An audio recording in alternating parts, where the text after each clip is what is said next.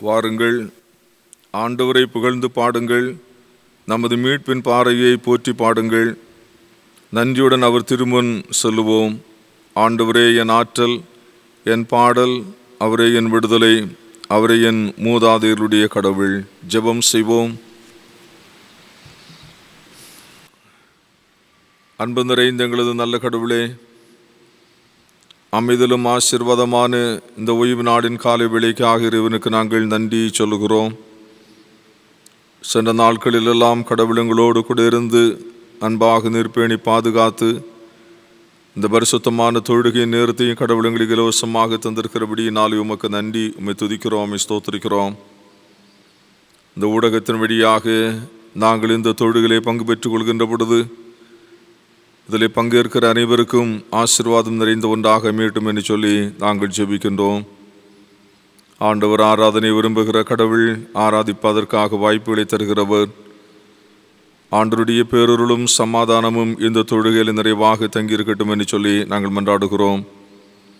மெய்யாகவே இந்த தொழுகையிலே பங்கு பெறுகிற தம்முடைய பிள்ளைகள் ஒவ்வொரு பகுதி வழியாக கடந்து போகின்ற பொழுது அதனுடைய ஆற்ற நிறைந்த செயல்பாடுகளை தன்னுடைய வாழ்க்கையில் உள்வாங்கி அதன் வழியாக புதிய ஒரு தரிசனத்தோடு புதிய காலை துவங்குவதற்கு ஆண்டவர் துணை செய்ய நாங்கள் செபிக்கிறோம்.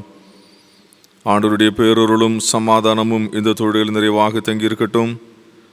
நாங்கள் பொறுப்போடு இந்த தொழுகை ஆரம்பிக்கிறோம். ஆண்டவர் துவக்கம் முதல் இறுதி வரையிலும் தம்முடைய மகிமையின் பிரசன்னத்தை எங்களுக்கு தந்து பயன் நிறைந்த ஒரு தொழுகையாக மாற்றப்படுவதற்கு உன்னகத்தின் ஆண்டவர்களுக்கு துணை செய்ய வேண்டும் என்று அருள்நாதர் இயேசு கிறிஸ்து வழியாக ஜெபிக்கிறோம் பிதாவே, ஆமென். ஞான பாடல் 16. எல்லாருக்குமா உன்னதர் கர்த்தாதி கர்த்தரே, மெய்யான தேவ மனிதர் நீர் வாழ்க இயேசு என்கிற பாடலை இந்த தொழுகைக்கு துவக்கமாகவும் ஆண்டவருக்கு மகிமையாகவும் இணைந்து நாம் பாடுவோம்.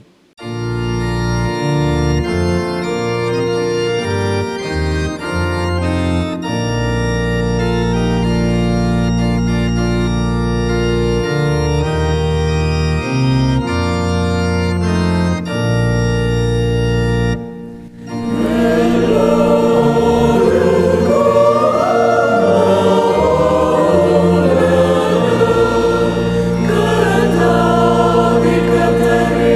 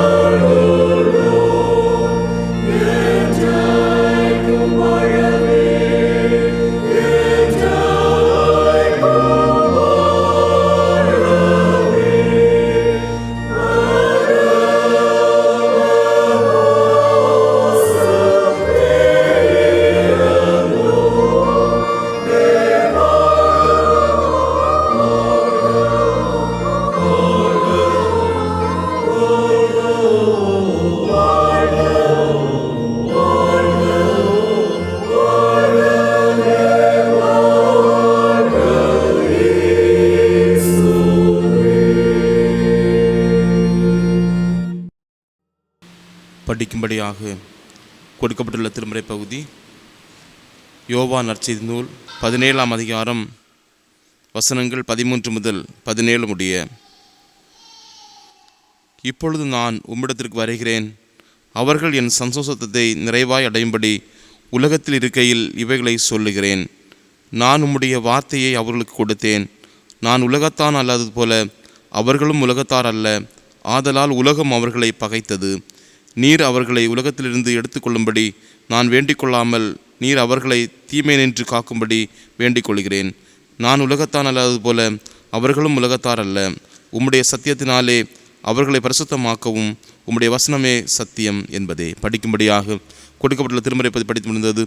கிறிஸ்துவே உமக்கு மகிமை உண்டாவதாக.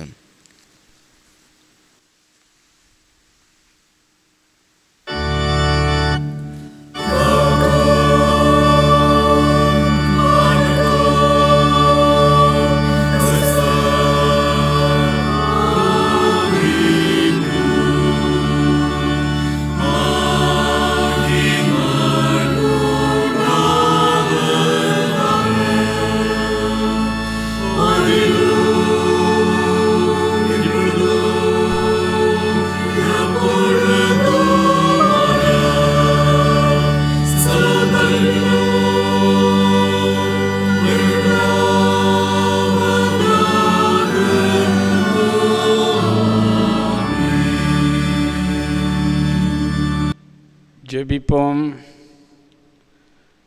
அருள் நிறைந்த எங்கள் அன்பு கடவுளே, உமது சாயலையும் உமது உருவகத்தையும் நாங்கள் பிரதிபலிக்க பரிசுத்த மக்களாக எங்களை தெரிவு செய்தமைக்காக உமக்கு நாங்கள் நன்றி சொல்லுகிறோம். எங்களது வார்த்தைகளிலும் அன்றாட நடவடிக்கைகளிலும் உமது புனித பிரசன்னத்தை பின்பற்றி வாடுவதற்கு முயற்சி செய்து உமது புனித பிரசன்னத்தை உணர்கின்ற மனசாட்சியுடன் இருக்க இன்றைய இந்த சிந்தனை மூலம் எங்களுக்கு உதவி புரியும். இறைமகன் இயேசு கிறிஸ்துவின் திருப்பெயரிலே வேண்டிக் கொள்கிறோம் தந்தையே. ஆமேன். பரிசுத்தர் பரிசுத்தர் பரிசுத்தர் என விண்ணக தூதர்களாலும் மண்ணக மாந்தர்களாலும் இடைவிடாமல் போற்றப்பட்டு வருகிற திரித்துவ கடவுளின் திருப்பெயரிலே இந்த பரிசுத்த ஓய்வு நாளின் திருத்தொழுகையை ஊடகம் வாயிலாக அனுபவிக்கிற உங்கள் அனைவருக்கும் அன்போடு வாழ்த்தில் சொல்லி உங்களை வாழ்த்துகிறோம். இந்த நாளின் சிந்தனைக்காக நமக்கு வழங்கப்பட்டிருக்கிற கருப்பொருள் தூயவராய் இருங்கள், பி ஹோலி. இதற்கு அடிப்படையான திருவசனம் உபாகமம் 7வது அதிகாரம் 6வது வசனம். இதற்கு இந்த நாளின் சிந்தனைக்கு அடிப்படையாக வழங்கப்பட்டிருக்கிற திருமறை பாடம் பழைய ஏற்பாட்டின் பகுதி உபாகமம் 7வது அதிகாரம் 1 முதல் 11 வசனங்கள்.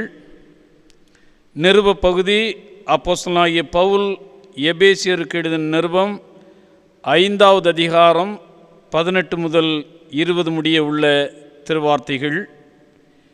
நற்செய்தி பாடம் தூய யோவான் எழுதின நற்செய்தி நூல் 17வது அதிகாரம் 13 துவங்கி 17 வரையிலான திருவசனம். நீ உன் தேவனாகிய கர்த்தருக்கு பரிசுத்த ஜனம், பூச்சக்கரத்தில் உள்ள எல்லா ஜனங்களிலும் உன் தேவனாகிய கர்த்தர் உன்னை தமக்கு சொந்தமாய் இருக்கும்படி தெரிந்து கொண்டார். நீ உன் தேவனாகிய கர்த்தருக்கு பரிசுத்த ஜனம். கடவுளுடைய தன்மைக்கு அடுத்த சிறப்புடைய காரியம் பரிசுத்தம் அல்லது தூய்மை. பரிசுத்தமான வாழ்க்கை என்பது ஒவ்வொரு மனிதனும் தான் இயங்கும் நிலையில் வாழ்ந்து காட்ட வேண்டிய ஒரு கடமையாக இருக்கிறது. யாவே கடவுள் தம் மக்களாகிய இஸ்ரவேலரை பார்த்து கூறும் வார்த்தை, நான் உங்கள் கடவுளாய் இருக்கும்படி உங்களை எகிப்திலிருந்து கொண்டு வந்தேன், ஆகவே நான் பரிசுத்தராய் இருக்கிறது போல நீங்களும் பரிசுத்தராய் இருங்கள். விடுதலை பெற்றவர்கள் யாரால் விடுதலை பெற்றோமோ அந்த விடுதலையாளருடைய தன்மையை தரித்து கொள்ளும்படி இங்கே வலியுறுத்தப்படுகிறது. இஸ்ரவேல் ஜனங்களை விடுதலை பண்ணினவர் விடுதலையாளர் பரிசுத்தமான யெகோவா. ஆகவே விடுதலையாளர் பரிசுத்தர், விடுவிக்கப்பட்டவர்களும் விடுதலையாளருடைய தன்மையை அடைந்து கொள்ள வேண்டும் என்று அங்கே வலியுறுத்தப்படுகிறது. எபேசியர் 1வது அதிகாரம் 4வது வசனத்திலே, நாம் அன்பில் பரிசுத்தம் உள்ளவர்களாயும் குற்றம் இல்லாதவர்களுமாய் இருப்பதற்கு அவர் உலக தோற்றத்துக்கு முன்னே கிறிஸ்துவுக்குள் நம்மை தெரிந்து கொண்டபடி என்று சொல்லப்பட்டிருக்கிறது. தூய்மை என்பது இல்லை, பரிசுத்தம் என்பது பரிசுத்தமான பண்பு நிலை மட்டுமல்ல, ஒரு வேறுபடுத்தப்பட்ட பிரித்தெடுக்கப்பட்ட நிலையையும் இங்கே சுட்டி நிற்கிறதை நாம் காண்கிறோம். அப்படியானால் நாம் ஏன் தூயவராக இல்லாவிட்டால் பரிசுத்தராக நாம் இருக்க வேண்டும் என்ற கேள்விக்கு ஒரு பதில், அநேக பதில்களில் ஒரு முக்கிய பதில், பிறருக்கு நற்செய்தி அறிவிக்கும் கருவியாக நாம் விளங்கும் முன் நமக்கு நாமே நற்செய்தி அறிவிப்பதில் தூயவராகுதல் என்று பொருள்படுகிறது. ஏசாயா தீர்க்கதரிசி, எரேமியா தீர்க்கதரிசிகளெல்லாம் தாங்கள் தீர்க்க தரிசனம் உரைப்பதற்கு துவங்குவதற்கு முன்னே நெருப்பினால் அவர்கள் தூய்மைப்படுத்தப்பட்டு பின் அவர்கள் இறை வாக்காளர்களாக மாறினார்கள். ராபர்ட் முரே என்பவர் சொல்லும் பொழுது, ஒரு தூய்மையான மனிதன் மட்டுமே கடவுளுடைய கையில் இருக்கும் ஒரு வலிமையான ஆயுதம் என்று சொல்லுகிறார். இந்த நாளில் தூய வாழ்வின் படிநிலைகளை நமக்கு கொடுக்கப்பட்டுள்ள இந்த திருமறை பகுதி சார்ந்து சிந்தித்து நாமும் தூயவர்களாக விளங்க கடவுள் இன்று நம்மை அழைக்கிறார். முதலாவதாக, கடவுளுடைய பேரருள் மற்றும் பேர் இரக்கத்தால் தூய்மை பெறுகிற இறை மக்கள். திருமறையை ஆழ்ந்து படிக்கும் பொழுது நம்மில் நாமே எந்நிலையிலும் தூய்மையானவர்கள் அல்ல. நாம் நம்முடைய இந்த உபாகம புத்தகத்தின் பின்னணியிலே நாம் பார்க்கும் பொழுது, உங்கள் கடவுளாகிய ஆண்டவரின் பரிசுத்த ஜாதி நீங்கள் என்பது அங்கே உறுதி செய்யப்பட்டிருக்கிற ஒரு உண்மையாக இருக்கிறது. ஏஆர் கிளமெண்ட் இறையியலாளர் சொல்லும் பொழுது, holiness in Deuteronomy is an established fact, அதாவது பரிசுத்த ஜாதி என்ற நிலை கடவுளின் பேரருள் நிறைந்த செயல்பாடு. அப்படியானால் அது மனிதனுடைய முயற்சி அல்ல, அவர்கள் தங்கள் சொந்த முயற்சி சார்ந்தவர்களும் அல்ல, மாறாக அவர்கள் கடவுளின் செயலால் வெற்றி கண்டு பரிசுத்தமாக்கப்பட்டவர்கள். உபாகமம் 6வது அதிகாரம் 17வது வசனத்திலிருந்து நான் படிக்கும் பொழுது, கானானுக்குள் இஸ்ரவேல் மக்களை உட்புகச் செய்த கடவுள் அந்நிய இன மக்களை பரிசுத்த ஜாதியாரிடம் கையளிக்கிற கடவுளாக அங்கே இருக்கிறார். எனவே இந்த மக்கள் கடவுளின் அருளினை சார்ந்து அவர்கள் தூய இல்லாவிட்டால் பரிசுத்த வாழ்க்கையை பெறுகின்றார்கள். புதிய ஏற்பாட்டை நான் படிக்கும் பொழுது இந்த சத்தியத்தை கிறிஸ்தவ ஆன்மீக போராடும் ஆன்மீகம், கிறிஸ்தவ ஆன்மீகம் என்பது போராடும் ஆன்மீகம், ஸ்பிரிச்சுவாலிட்டி ஆஃப் கம்பேட் என்ற நிலையில் அங்கே விளக்குகிறது. இதுதான் எபேசியர் 1வது அதிகாரம் 4வது வசனத்திலே, அவருக்கு முன்பாக பரிசுத்தமுள்ளவர்களாயும் குற்றமில்லாதவர்களுமாய் இருக்கும்படி அப்படியானால் அவரோடும் அவருக்கு முன்னும் அவருடைய பரிசுத்தத்திற்கு முன்னும் என்று சொல்லப்பட்டிருக்கிறது. இதை ரோமருக்கு எழுதும் பொழுது தூய பவுலடியார் 6வது அதிகாரம் 19வது வசனத்திலே, முன்னே நீங்கள் உங்கள் அவயவங்களை அசுத்தத்திற்கும் அக்கிரமத்திற்கும் அடிமைகளாக ஒப்பு கொடுத்தது போல இப்பொழுது பரிசுத்தமானதை நடப்பிக்கும்படி உங்கள் அவயவங்களை நீதிக்கு ஒப்பு கொடுங்கள் என்று கூறுகிறார். எகிப்து நாட்டிலே அடிமைகளாக விற்கப்பட்ட யோசேப்பும் பாபிலோனிய அடிமையாக கொண்டு போகப்பட்ட தானியேலும் அவருடைய நண்பர்களும் பாவம் செய்ய, அவயவத்தை பாவத்திற்கு உட்படுத்த கட்டாயப்படுத்தப்பட்ட எதிர் சூழலிலும் அவர்கள் தங்களுடைய பரிசுத்தம் என்ற நிலைப்பாட்டிலிருந்து சற்றேனும் அவர்கள் நிலை குலையவில்லை. இன்று வரை அவர்கள் நமக்கு தூயவர்களாக அடையாளப்படுத்தப்பட்டிருக்கிறார்கள். Doctor J.C.. ரயில் சொல்லும் பொழுது தன்னுடைய புத்தகமாகிய ஹோலினஸ் என்ற புத்தகத்திலே, A holy one will follow after faithfulness in all the duties and relations in life. மனிதன் அவனுடைய உழைப்பிலும் மனிதனுடைய உறவிலும் உண்மையுள்ளவனாக இருந்தால் அவர்கள் தூயவராவார்கள் என்கிறார். அன்பர்களே, பரிசுத்தமான கடவுளால் திருநிலைப்படுத்தப்பட்டவர்களாய் நாம் வாழும் சூழலில் தவறிப்போவதற்கு, இடறுவதற்கு, தூய்மையை இழப்பதற்கு ஏராளமான வாய்ப்புகள் உண்டு. உதாரணமாக, இந்த உலகத்தின் செழுமை, நாகரிக வளர்ச்சி, கலாச்சார சீரழிவுகள், கணனியின் ஆதிக்கம், இவை நம்முடைய தூய வாழ்வை அசைக்க நேரிடுகிறது. யூதாசை சீடர் கூட்டத்திலிருந்து பிசாசு இழுத்து செல்லும் அளவிற்கு தூய்மையற்றவனாய் இருந்தான் என்று நாம் பார்க்கிறோம். 1 பேதுரு 5வது அதிகாரம் 8வது வசனத்தின்படி, சத்ருவாகிய சாத்தான் யாரை விழுங்கலாம் என்று கர்ச்சிக்கிற சிங்கத்தைப் போல வகை தேடி திரிகிறான். ஆகவே எச்சரிப்பை உணர்ந்து விழிப்பு, தெளிவு இவைகளுடன் இருந்து தூயவர்களாக மாற நாம் அழைக்கப்படுகிறோம். இரண்டாவதாக, பிரித்தெடுக்கப்பட்ட தூய்மை மிகு பணி, பரிசுத்தமாக்கப்பட்ட தூய்மையான பணிவாழ்வு.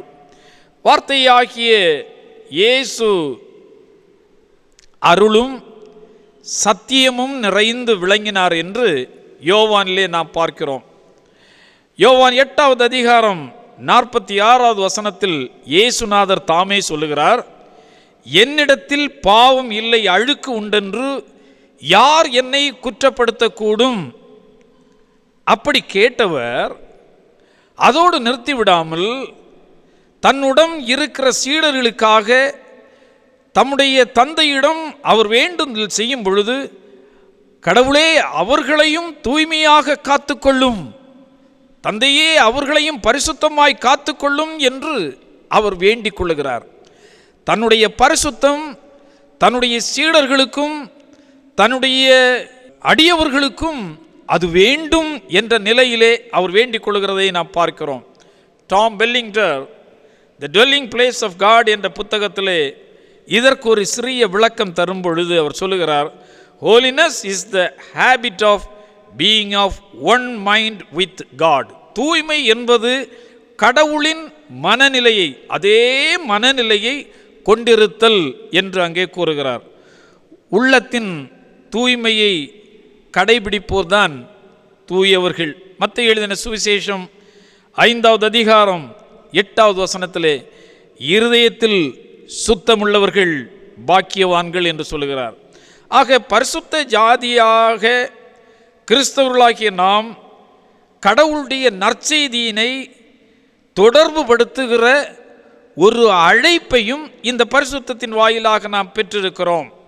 1 பேதுரு 2வது அதிகாரம் 9வது வசனத்திலே, நீங்களோ உங்களை ஆச்சரியமான ஒளியினிடத்திற்கு வரவழைத்தவருடைய புண்ணியங்களை அறிவிக்கும்படி தெரிந்து கொள்ளப்பட்ட சந்ததியாகவும் ராஜரீகமான ஆசாரிய கூட்டமாயும் பரிசுத்த ஜாதியாயும் அவருக்கு சொந்த ஜனமுமாயிருக்கிறீர்கள். பரிசுத்த ஜாதியாக நீங்கள் ஆக்கப்பட்டிருக்கிறீர்கள். அதற்கு காரணம், உங்களை இப்படி பரிசுத்தமாக்கினது, ஆச்சரியமான ஒளியினிடத்திற்கு வரவழைத்தது, உங்களை இந்த ஆச்சரியமான ஒளியை, ஆண்டவருடைய புண்ணியங்களை பிறருக்கு அறிவிக்கும்படி என்று சொல்லுகிறார். ஆக அவருடைய சிந்தையே நம்மில் இருக்கிறது என்றால், அவருடைய சிந்தை தன்னுடைய பணியை தம் மக்கள் செய்ய வேண்டும். ஆக இந்த பணியை செய்திட சிறப்பான பொறுப்பினை கிறிஸ்தவர்களாகிய நாம் பெற்றிருக்கிறோம். இந்து சமயத்தினர் இயேசுவை சிறந்த ஒரு குருவாக அவர்கள் பார்க்கின்றார்கள். மகாத்மா கிரேட் சால், விவேகானந்தர் இயேசுவை ஜீவன் முக்தாவாக அவர் காண்கிறார். மகாத்மா காந்தி இயேசுவை சத்தியாகிரகியாக கண்டார்.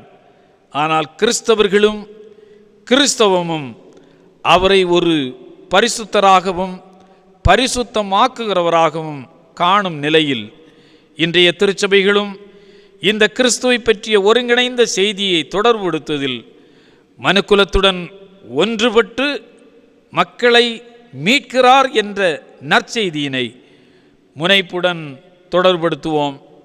உலக நாடுகள் அனைத்தையும் தன்னுடைய ஆட்சியின் கீழ் கொண்டு வர முயற்சித்த கிரேக்க மன்னர் அலெக்சாண்டர் த கிரேட் காசா நகரை பிடித்துவிட்டு எருசலேமை பிடிக்கிற நோக்கத்துடன் தன் படையோடு முன்னேறினான். அப்பொழுது எருசலேமின் முதன்மை குருவாய் இருந்த ஹெட்குவா எருசலேம் நகரில் இருந்த அனைத்து குருக்களையும் அழைப்பித்து குருக்களுடைய உடையில் அவர்களை ஒன்று சேர்த்தார். இராணுவத்தினரைப் போலவே அவர்கள் கடந்து வருவதை தூரத்திலிருந்து அலெக்சாண்டர் கவனித்தார். அந்த குருக்களுடைய மார்பிலிருந்து வெவ்வேறு நிற கற்கள் சூரிய ஒளியில் பளிச்சென மின்னுவதை அவர் கண்டார். இரண்டு தரப்பினரும் மிக அருகில் நெருங்கிவிட்டார்கள். அவர்களை மிக கவனமாக அலெக்சாண்டர் உற்று பார்த்தார். அவர்கள் யாவரும் நெற்றியில் பசும் பொன்னாலான ஒரு பட்டத்தை அணிந்திருந்தார்கள். அதில் இப்படியாக எழுதப்பட்டிருந்தது, ஆண்டவருக்கு பரிசுத்தம், ஹோலினஸ் டு த லார்ட் என்று பொறிக்கப்பட்டிருந்தது. இந்த வார்த்தைகள் அலெக்சாண்டரின் உள்ளத்தை தொட்டது. இனிமேலும் நான் எருசலேமுக்குள் வரவில்லை, என் படையோடு திரும்புகிறேன், நீங்கள் அனைவரும் சமாதானமாய்ப்போங்கள் என்று அவர்களை மரியாதை செய்து அனுப்பினார். அன்பர்களே, இதுதான் பரிசுத்தத்தினுடைய ஒரு வெகுமதி. ஹென்றி வாட் டீச்சர் என்ற இறையியலாளர் சொல்லும் பொழுது, தூய்மையாக்கப்பட்ட இருதயம் வைரம் பதித்த சிரசை விட மிக சிறந்தது. சிரசு என்பது சரீரத்திற்கு தலையாக முதன்மையானதாக நிற்கிறது. அதைவிட தூய்மையான வாழ்வு வைரம் பதித்த சிரசை விட சிறந்தது என்கிறார். பிளினி தி யங், பிரித்தானியா நாட்டு மன்னன், கிபி 11 முதல் 113 வரை வாழ்ந்தவர். தன்னுடைய நண்பர்களுக்கு தன் நாட்டில் அடிமைகளாக வாழும் கிறிஸ்தவர்களை குறித்து தன்னுடைய நண்பருக்கு எழுதின கடிதத்தில் அவர்களை பற்றி 3 அடையாளங்கள், கிறிஸ்தவர்களை குறித்து 3 அடையாளங்களை சொன்னார். ஒன்று, கூடி வந்து பரிசுத்தமான கடவுளை துதித்து பாடுகிறவர்கள். இரண்டாவதாக, கூடி நின்று பரிசுத்தரை தியானம் செய்கின்றார்கள். மூன்றாவதாக, ஒருவரோடொருவர் கைகோர்த்து நாங்கள் இன்றைக்கு எந்த குற்றமும் செய்ய மாட்டோம் என்று உறுதி எடுத்து செல்லுகின்றார்கள் என்று. ஆதி அப்போஸ்தல திருச்சபையின் அனுபவம் அதுவாக இருந்தது. இன்றைய திருச்சபையின் அனுபவமும் அத்தகைய நிலையில் மாற வேண்டும் என்றே ஆண்டவர் விரும்புகிறார். ரோமர் 12வது அதிகாரம் 12வது வசனத்திலே, இந்த உலகத்தின்படி வாழாதிருங்கள், உங்கள் உள்ளம் புதுப்பிக்கப்பட்டு மாற்றம் பெறுவதாக என்று கூறுகிறார். இது ஒரு ஆற்றல் மிக்க ஒரு அடையாளம். அடுத்ததாக, ஆண்டவர் இயேசுவை போல நன்மை செய்கிறவர்களாய் நம்முடைய செயல்பாடுகள் அமைய வேண்டும். அப்பொழுதுதான் நாம் தூயவர்கள் என்ற ஒரு முழுமையான நிலையை பெற்றுக்கொள்ள முடியும். கிராமம் ஒன்றில் அமைந்துள்ள தொடக்க பள்ளியில் ஃபேன்சி ட்ரெஸ் காம்படிஷன், ஆடை அலங்கார போட்டி ஒன்று நடைபெற்றது. பல மாணவர்களும் பல அழகிய ஆடை அலங்காரத்தோடு வந்திருந்தார்கள். அந்த காலம் மழைக்காலம், மழை பெய்து கொண்டிருந்தது. ஆனால் மழை பெய்து ஓய்ந்திருந்த காலம். குழந்தைகள் அனைவரும் மிக மிக கவனமாக நடந்து வந்து கொண்டிருந்தார்கள். இந்த நிலையில் ஒரு குழந்தை மட்டும் சேறு படிந்த அழுக்கான ஒப்பனைகளெல்லாம் அழிக்கப்பட்ட உடையுடன் அவள் அந்த போட்டியிலே வந்திருந்தாள். எல்லாரும் கேவலமாக சிரித்தார்கள். போட்டி நடத்துகிற நடுவர்களும் அதிர்ச்சி அடைந்து அந்த குழந்தையை கேட்க ஆரம்பித்தார்கள்.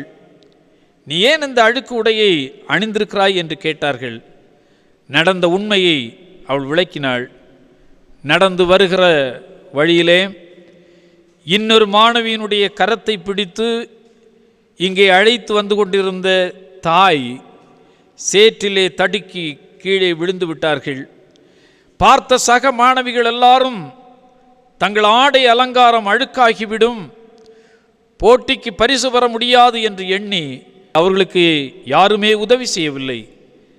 நான் முன்னின்று அவர்களை உதவி செய்தேன், தூக்கினேன், அவருடைய அழுக்குகளை எல்லாம் துடைத்தேன்.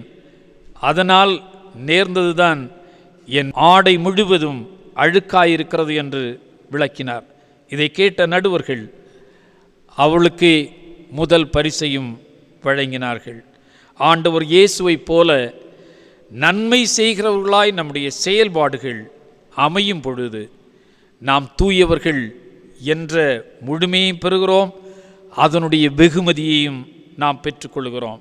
மனிதன் முகத்தை பார்க்கிறான், தேவனோ இருதயத்தை பார்க்கிறார். பொதுவாக அசிங்கத்தை மிதித்த காலோடு நாம் வீட்டிற்குள் அடியெடுத்து வைக்க யாருமே விரும்புவதில்லை. ஆனால் தற்காலத்திலே கோபம், குரோதம், பொறாமை, பொய்மை, திருட்டு, காமம், களவு, வஞ்சகம், வக்ரகம் என்று அத்தனை அசிங்கங்களையும் இதயத்திலே சுமந்து கொண்டு பரிசுத்தமான ஆலயத்தில் பரிசுத்தரை தொழுது கொள்வதற்கு நாம் வருகிறோமே. நம்முடைய மூதாதையர்கள் இறைவரை வழிபடச் செல்லும் பொழுது சுத்தத்தின் அங்க அடையாளமாக சுத்தமாக செல்ல வேண்டும் என்பதற்காக ஆற்றின் கரைகளில் கோவில்களை கட்டி வைத்தார்கள். பழைய ஏற்பாட்டிலே கடவுள் மோசேயுடன் அசரீரி வழியாக பேசின மலையை மக்கள் நெருங்கக்கூடாதபடி எல்லை குறிக்கப்பட்டு அதனுடைய தூய்மை காக்கப்பட்டது. நம்முடைய அகம், நம்முடைய இருதயம் தூய்மை பெற்று தூய்மையாளரை தூய ஆலயத்திலே சமீபிப்பதற்கு நாம் பிரயாசப்படுவோம். எண்ணாகமம் 3வது அதிகாரம் 13 படி உயிரினங்களுடைய தலையீற்று அனைத்தும் கடவுளுக்கு தூய்மையானது என்று சொல்லப்பட்டிருக்கிறது.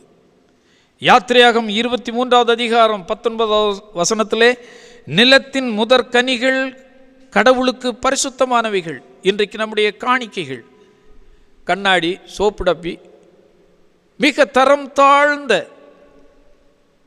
காணிக்கைகளை நாம் படைக்கிறோம். யோசுவா 6வது அதிகாரம் 9வது வசனத்திலே கடவுளுக்கு படைக்கப்படும் காணிக்கை பொருட்கள் எல்லாம் தூய்மையானவைகள், பரிசுத்தமானவைகள் என்று சொல்லப்பட்டிருக்கிறது. நம்முடைய காணிக்கைகள் உண்மையாக உழைத்து ஈட்டிய காணிக்கையை நாம் பரிசுத்தருக்கு நாம் வழங்குவோம். 1 தெசலோனிக்கேயர் 4வது அதிகாரம் 7வது வசனத்திலே மனிதனை தூய வாழ்வு வாழ்வதற்கே கடவுள் அங்கே அழைத்திருக்கிறார் என்று சொல்லப்பட்டிருக்கிறது. எனவே நம்முடைய திருமறையின் வெளிப்படுத்தின விசேஷத்திலே பரிசுத்த பிதாவினுடைய சிங்காசனத்துக்கு முன்பாக வெண் வஸ்திரம் தரித்து குருத்தோலைகளை பிடித்து ஓசன்னா பாடுகிற இவர்கள் யார் என்ற கேள்வி. அப்பொழுது சொல்லப்பட்ட பதில், அவருடைய அறிமுகம். இவர்கள் மிகுந்த உபத்திரவத்திலிருந்து வந்தவர்கள். தங்கள் அங்கிகளை ஆட்டுக்குட்டியானவருடைய இரத்தத்தில் தோய்த்து விழித்தவர்கள், பரிசுத்தவான்கள். அவருடைய குமாரனாகிய இரத்தம் சகல பாவங்களையும் நீக்கி நம்மை சுத்திகரிக்கும். எனவே ஆவி, ஆன்மா, உடல், உள்ளம் அடங்கிய முழு மனிதமும் தூய வாழ்வு வாழவும், தாம் தூய வாழ்வு வாழ்வதன் வழியாக கடவுளுடைய படைப்புகள் அனைத்தும் தூய வாழ்வு வாழ்வதற்குரிய வழிவகைகளை கண்டு படைப்புகளை, நம் உடன் வாழுகிற மக்களை அவற்றுக்கு நேராக வழி நடத்தவும், நாமும் அதே பரிசுத்தத்திலே தொடரவும் பரிசுத்தமாகிய எல்லாம் வல்ல கடவுள் நமக்கு அருள் பாலிப்பாராக. ஆமென்.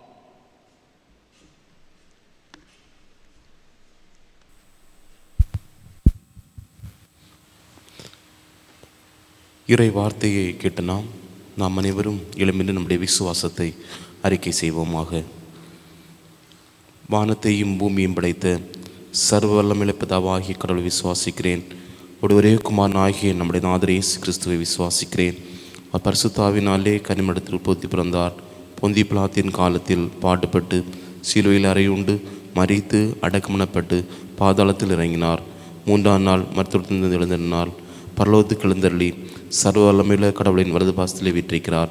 அவரிடத்திலிருந்து உயிருள்ளோரையும் மரித்தோரையும் நியாயம் தீர்க்க வருவார். பரிசுத்த ஆவியை விசுவாசிக்கிறேன். பொதுவாக இருக்கிற பரிசுத்த சபையும் பரிசுத்தவனுடைய ஐக்கியமும் பாவ மன்னிப்பும் மரித்தோர் உயிர்த்தெழுதலும் நித்திய ஜீவனும் என்று உண்டென்று விசுவாசிக்கிறேன். ஆமீன். 392வது ஞான பாடலை சேர்ந்து பாடுவோம். ஞான பாடல் 392. அன்போடு எம்மை போஷிக்கும் பெத்தேலின் தெய்வமே, முன்னோரையும் நடத்தினீர் துன்ப இவ்வாழ்விலே. 392வது ஞான பாடல்.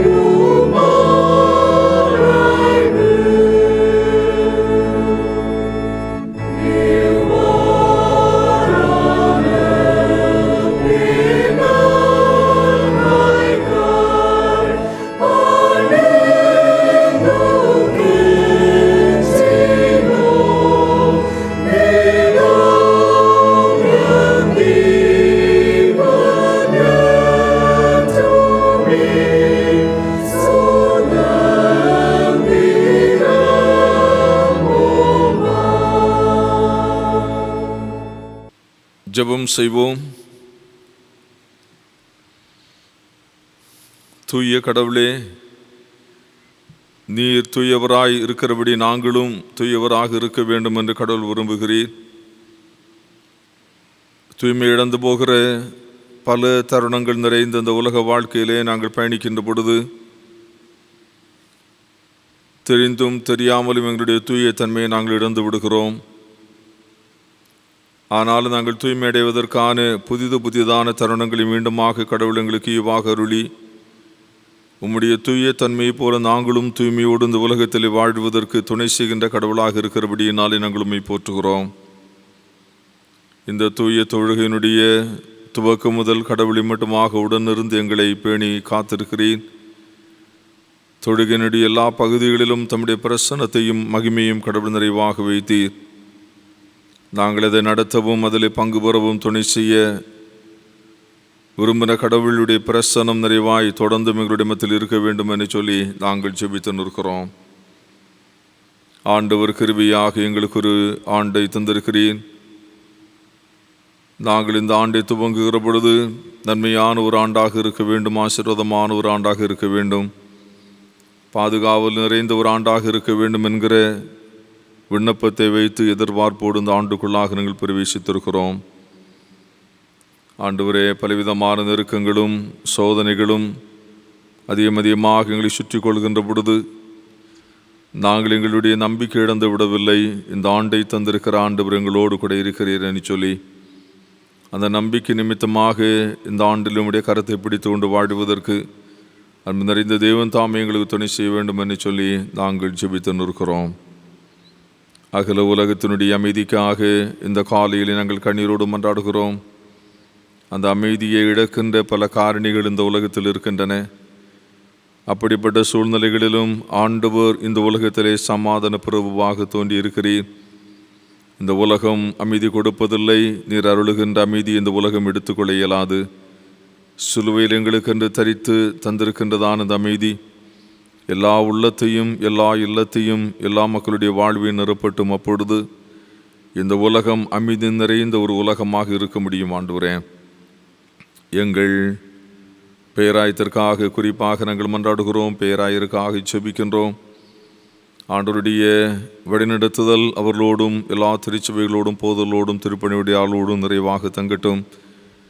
திருச்சபையிலே நல்ல தலைமைத்துவத்தை தருகிற தம்முடைய பிள்ளைகளையும் ஆண்டவர் அனுகிரகித்து ஆசீர்வதிக்க நாங்கள் செபிக்கிறோம். சுவாமி, ஆண்டவரே, எங்களுடைய திருச்சபைக்காக நாங்கள் மன்றாடுகிறோம். எங்களுடைய சேகர திருச்சபைக்கு உட்பட்டு அநேக திருச்சபையிலே கடவுள் எங்களுக்கு தந்திருக்கின்றீர். எல்லா திருச்சபைகளோடும் இறைப்பணிகளோடும் இறைப்பணியாளர்களோடும் குடும்பங்களோடும் நம்முடைய பிறர் அதிகமாக தங்கட்டும். ஒவ்வொரு திருச்சபையும் கரிசனை நிறைந்த திருச்சபையாக ஆண்டவருடைய பாதப்படியில் அமர்ந்து கற்றுக்கொண்டு வாடுகின்ற திருச்சபையாய் அமைவதற்கு தூய ஆவியானவர் தாமே கிருபையை நாங்கள் செபிக்கிறோம். ஆண்டவரே, குறிப்பாக எங்கள் திருச்சபையின் எல்லா குடும்பங்களையும் இறைவனுடைய திவ்யமான கருத்தலை தருகிறோம். பணி நிமித்தமாய் படிப்பு நிமித்தமாய் அநேகர் வெளி மாநிலங்களிலே மாவட்டங்களிலே நாடுகளிலே வாழ்ந்து கொண்டிருக்கிறார்கள். ஆண்டவர் தான் தம்முடைய பிள்ளைகளுக்கு பாதுகாவல் அரண் கோட்டை எல்லாவற்றுக்கும் எல்லாமாக கடவுளிடம் தம்முடைய பிள்ளைகளை ஆளுகை செய்ய வேண்டும் என்று சொல்லி நாங்கள் செபிக்கிறோம். சஞ்சலங்களும் கவலைகளும் கண்ணீரும் அவர்கள் வாழ்வில் வரக்கூடாதபடி ஆண்டவரோடு கூட பயணிக்கிற தம்முடைய பிள்ளைகள் அமைதலோடும் சாந்தத்தோடும் பரிசுத்தத்தோடும் வாழ்வதற்கு அப்புறம் கிருபை தாரும். ஆலயத்தை சுற்றிலுமாக வாடுகிற குடும்பங்களுக்காக நாங்கள் செபிக்கின்றோம். சென்ற நாட்கள் வரையிலும் தவறாதபடி தம்முடைய ஆலயத்தில் வந்து தொழுவதற்கு கடவுள் வாய்ப்புகளை தந்தீர். வார ஜெபத்தை நாங்கள் சந்தோஷமாய் துவங்கி சில நாட்கள் நடத்துவதற்கு எங்கள் ஆண்டவர் கிருபை செய்தீர். ஒவ்வொரு மாலை வேளையிலும் தம்முடைய சமூகத்தை தேடி வந்து வார்த்தைகளை கேட்பது எங்களுக்கு மகிழ்ச்சி தருகிற ஒரு அனுபவமாக இருந்து கொண்டிருந்தது. ஆனாலும் மீண்டுமாக தொழுகைக்கு தடை வந்திருக்கிற காலம் மிகுந்த வேதனையோடும் சஞ்சலத்தோடும் உம்முடைய சமூகத்தை நாங்கள் கட்டிச் செல்கிறோம்.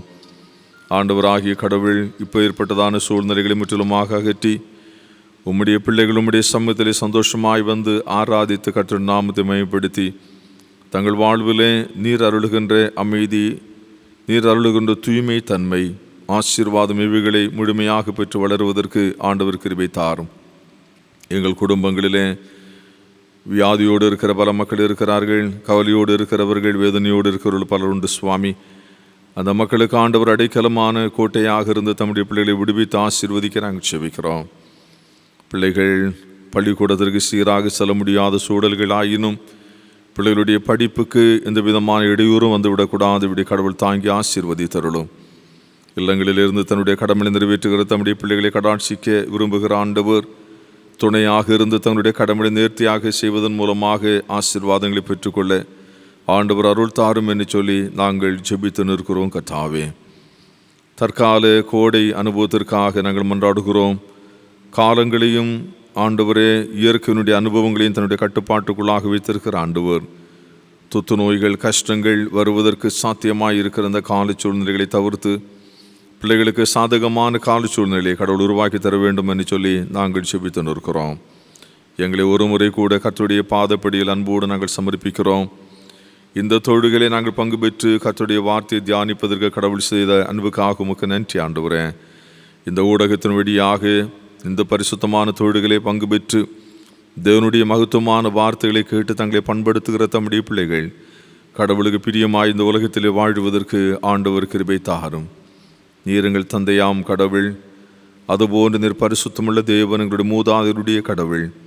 நீர் அதிகமாக எங்களிடத்தில் எதிர்பார்ப்பதும் உம்முடைய பரிசுத்தத்தை தான் ஆண்டவரே. பரிசுத்தம் இல்லாதபடி நாங்களும் தரிசிக்க இயலாதே ஆண்டவரே. பரிசுத்தம் என்று சொல்லப்படுவது உம்முடைய திருப்பணிவிடை செய்வதற்காக பிரத்யேகப்படுத்தப்பட்ட ஒரு வாழ்க்கை. அப்படிப்பட்ட வாழ்க்கையை நாங்கள் அமைத்துக் கொள்வதற்கு எங்கள் ஆண்டவர் கிருபை தாரும். அந்த பரிசுத்தம் ஊழியம் செய்கிற ஆண்டவரே மக்களுடைய மத்தியிலும் இறை மக்களாக காணப்படுகிற அத்தனை மக்களுடைய மத்தியிலும் காணப்படுகின்ற பொழுது இந்த உலகம் தூய்மையாக்கப்படும்.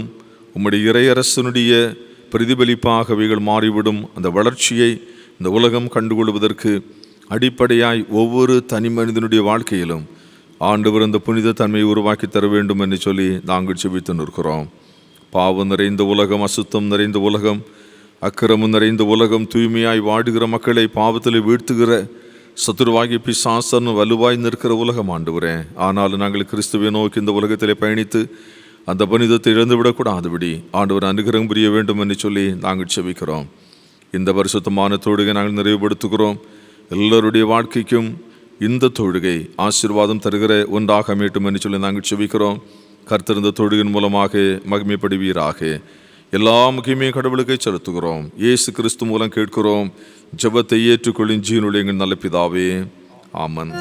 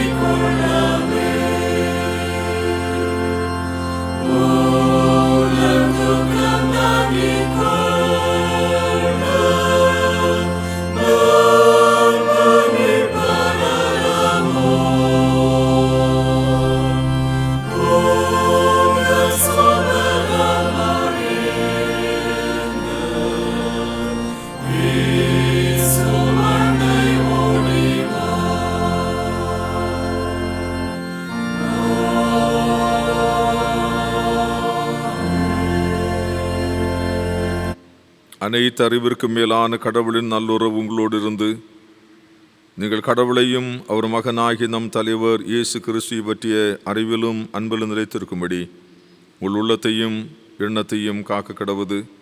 தந்தை, மகன், தூய ஆவியராகிய அனைத்து ஆற்றல் பொருந்திய கடவுளின் ஆசி உங்களுடனே இருந்து எப்போது உங்களோடு நிலைத்திருக்க கடவுது.